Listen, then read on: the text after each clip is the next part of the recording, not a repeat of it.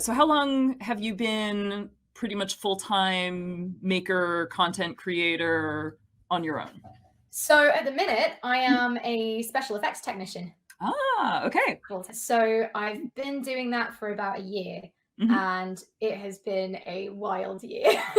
It has I been bet. amazing. I'm just incredibly lucky that kind of in the couple of years that I was like working part time and trying to build up some skills with the idea that I wanted to do something that was more practical and more connected to like physically making things. I just got this opportunity. I'd managed to teach myself just about enough that somebody like took a chance on me and let me come and work in their workshop. And I've just spent a year trying to catch up to all the incredible people that I work with who are all so talented and know so much about making. I could barely use a hand drill a year ago when I got there, and now like yeah, I'm doing 7-axis CNC, and it's just like yeah, that's fine, that's normal, but it's Cool. just such a lot of fun, and I'm so lucky to have all the cool things to play on now. That's cool. So you're actually in the realm of physical object special effects, Yes, yeah, not yeah, yeah, just computer generated special effects, which is I think what like myself at least and a lot of people think of as special effects these days. It's yeah, like, yeah, oh, people creating massive explosions on a computer, right? yeah. Cool. So like what can you talk about any of the things that you've done? Is that okay to ask? I want to be sensitive There's to. probably some that I can. There's definitely some that I can't. Yeah. And for some reason, whenever somebody asks me the question, the ones that I can't talk about are always the Right. ones that are like first to come to the forefront of my mind. But I remember one of the like first things I did, I was like making an alarm clock. Yeah. And that just sort of like blew my mind because I kind of thought, well, surely you can find one of these. Like these exist. Why do I need to make Hmm. one? I guess what is the line between, I guess, like the prop department and like the special effects department when it comes to physical objects like that? Or is there kind of really Yeah. no line there? Yeah. I think it comes down to what they need it to do because Yeah. this alarm clock, they decided it needed to be. They had this one that they wanted me to basically copy, Mm. and they were like, "We want this, but we want it an inch bigger. We need to be able to control the time like off screen.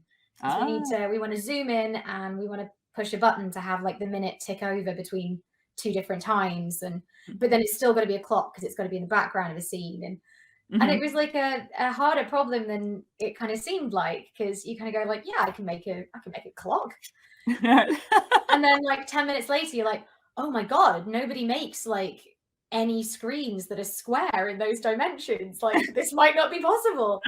Um, and then you're kind of like trying to design like a little menu so that like the Mhm. people who are on set with this prop will be able to set the time and do what they need to do. And you're like, oh, I guess I need to make that way more obvious because if I'm kind of touching the buttons, like I know how to use like the Raspberry Pi desktop, but maybe they Mhm. haven't seen it before and it's going to need to like launch automatically and it's just like a whole different level of thinking, which I guess like, you folks like probably experience with kind of making kits and soldering kits for people.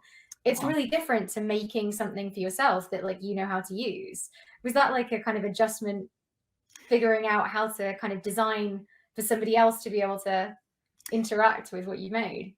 Definitely, definitely, and a lot of like, some of our stuff has kind of popped up a little bit sporadically so far based upon things that it was like, "Oh, I need this thing, and, if I put a little bit of extra time into it, I could actually make it into a product that I think that people could use." But Mhm. but yeah, there are definitely challenges because you don't know necessarily what people are gonna have trouble with, and there are gonna be different things Yes. than I Yeah. have trouble with being more experienced and stuff. But it's definitely helpful having Robin design some of the soldering kits because, she's newer to electronics, and so those were, like, some of the first kits and boards that she designed, and so, having a person who's at that level designing a kit for other people who are close to that level is, Yeah. like, a little bit of a better fit. So, Definitely. yeah. Yeah. It's Yeah. nice because it's really hard to predict sometimes when you have like some knowledge or some information, Yeah. what things other people will or won't know about the same thing. Yep. And that's the really difficult thing about like even writing tutorials, like knowing Yeah. which things to describe or not is like that's the dark art of tutorial writing, really. Yeah, yeah, trying to pretend that you're a blank slate, right? Yeah. And come at it from that perspective. Yeah. Yeah, but I mean, UIs take a lot of code. Like, the first one that I developed was for this, like, it's an accessory for a yarn winding tool, so, like, it was a controller for this yarn winding tool, and, yeah, I thought I had made a prototype where, like, you hit a button and it did this, and it started and stopped, and it was like, "Woohoo!"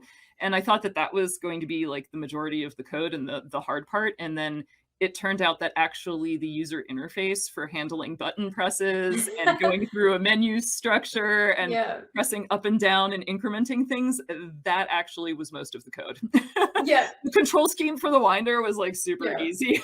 Yeah. Yeah. I can imagine.